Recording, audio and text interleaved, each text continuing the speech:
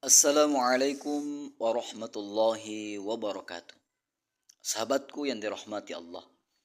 Ramadan bukan sekedar menahan lapar dan haus. Ia adalah bulan ketika langit terasa lebih dekat, ketika air mata lebih mudah jatuh, dan ketika doa-doa lebih cepat sampai kepada Allah.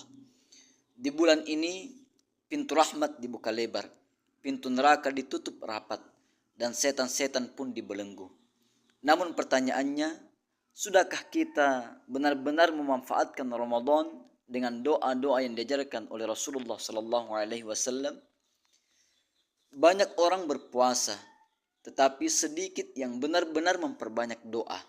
Kita sibuk dengan menu berbuka, sibuk dengan target khatam, sibuk dengan tarawih, tetapi sering lupa bahwa inti Ramadan adalah kembali kepada Allah dengan hati yang tunduk dan lisan yang basah oleh doa.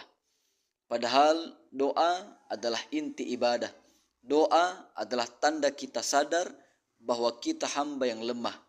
Kita hamba yang butuh Allah. Rasulullah Sallallahu Alaihi Wasallam adalah manusia yang paling banyak berdoa. Beliau tidak pernah menyia-nyiakan satu momen pun di bulan Ramadan tanpa memohon ampun, rahmat dan keselamatan. Para sahabat pun mengikuti jejak beliau. Mereka menangis di malam hari, memohon ampun di siang hari, dan menjadikan Ramadan sebagai bulan perbaikan diri secara total. Karena itu, penting bagi kita mengetahui doa-doa yang benar-benar sahih, yang bersumber dari hadis yang kuat, bukan sekedar doa yang populer, tetapi doa yang memang diajarkan oleh Rasulullah Sallallahu Alaihi Wasallam. Sebab keberkahan itu ada pada ittiba, yakni mengikuti sunnah Rasulullah Sallallahu Alaihi Wasallam. Sahabatku yang dirahmati Allah, ada 4 doa sahih yang sangat dianjurkan untuk diperbanyak di bulan Ramadan. Doa-doa ini mencakup ampunan, penghapusan dosa, keselamatan akhirat, dan doa di waktu mustajab. Jika kita menjaga 4 doa ini, insya Allah Ramadan kita lebih bernilai di sisi Allah Subhanahu wa Ta'ala. Doa yang pertama yakni Sayyidul Istighfar, penghulu istighfar. Rasulullah Sallallahu Alaihi Wasallam mengajarkan doa istighfar terbaik sebagaimana diriwayatkan oleh Syaddad bin Aus radhiyallahu anhu. Allahumma anta rabbi la ilaha illa anta khalaqtani wa ana abduk wa ana ala ahdik wa wa'dika mastata'tu a'udzu bika min syarri ma sana'tu abu'u laka bi ni'matika alayya wa abu'u bi dhanbi faghfir li fa innahu la yaghfiru dhunuba illa anta. Ya Allah, Engkau Rabbku, tidak ada sesembahan yang berhak disembah selain Engkau. Engkau telah menciptakanku dan aku adalah hambamu. Aku berada di atas perjanjian dan janjimu semampuku. Aku berlindung kepadamu dari keburukan yang telah aku perbuat. Aku mengakui nikmatmu kepadaku dan aku mengakui dosaku. Maka ampunilah aku, karena tidak ada yang mengampuni dosa kecuali Engkau. Ramadan adalah bulan ampunan, maka perbanyaklah membaca istighfar ini setiap pagi dan petang. Doa yang kedua, doa Lailatul Qadar. Ketika Aisyah radhiyallahu anha bertanya tentang doa terbaik di malam Lailatul Qadar, maka Rasulullah sallallahu alaihi wasallam menjawab, Allahumma innaka afuwun tuhibbul afwa fa'fu anni. Artinya, ya Allah, sesungguhnya Engkau Maha Pemaaf dan mencintai pemaafan, maka maafkanlah aku. Perhatikan, bukan doa panjang, bukan permintaan dunia. Yang diajarkan Nabi Sallallahu Alaihi Wasallam justru permohonan ampun. Karena jika dosa dihapus, hidup akan ringan dan akhirat akan selamat.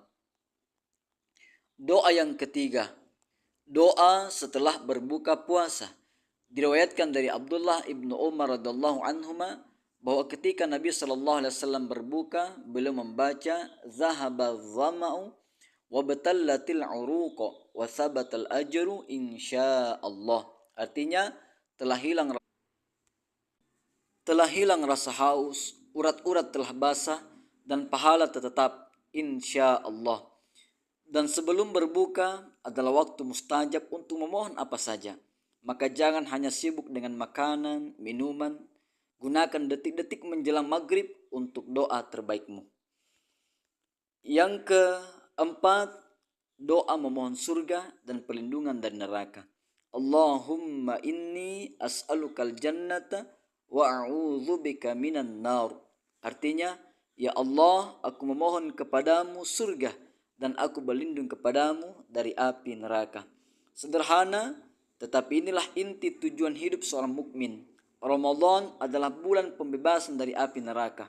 Maka perbanyaklah doa ini setiap selesai sholat dan di waktu-waktu mustajab, khususnya sebelum berbuka puasa. Sahabatku, 4 doa ini mencakup semuanya.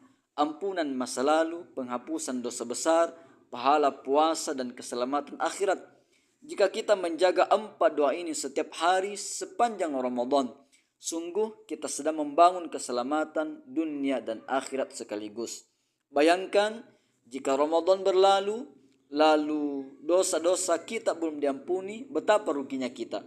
Rasulullah SAW bahkan menyebut, celaka bagi orang yang mendapati Ramadan tetapi tidak mendapatkan ampunan Allah.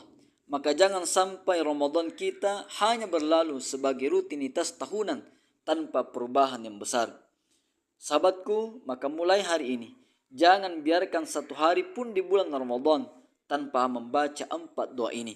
Bacalah Sayyid Istighfar setiap pagi dan sore. Perbanyak doa Lailatul Qadar di 10 malam terakhir. Gunakan waktu sebelum berbuka untuk memohon dengan sungguh-sungguh. Dan jangan pernah lelah meminta surga serta perlindungan dari neraka. Semoga Ramadan kita menjadi Ramadan terbaik, penuh ampunan, penuh rahmat, dan penuh keselamatan hingga kita kembali kepada Allah dalam keadaan ridha dan diridhoi. Amin ya rabbal alamin. Assalamualaikum warahmatullahi wabarakatuh.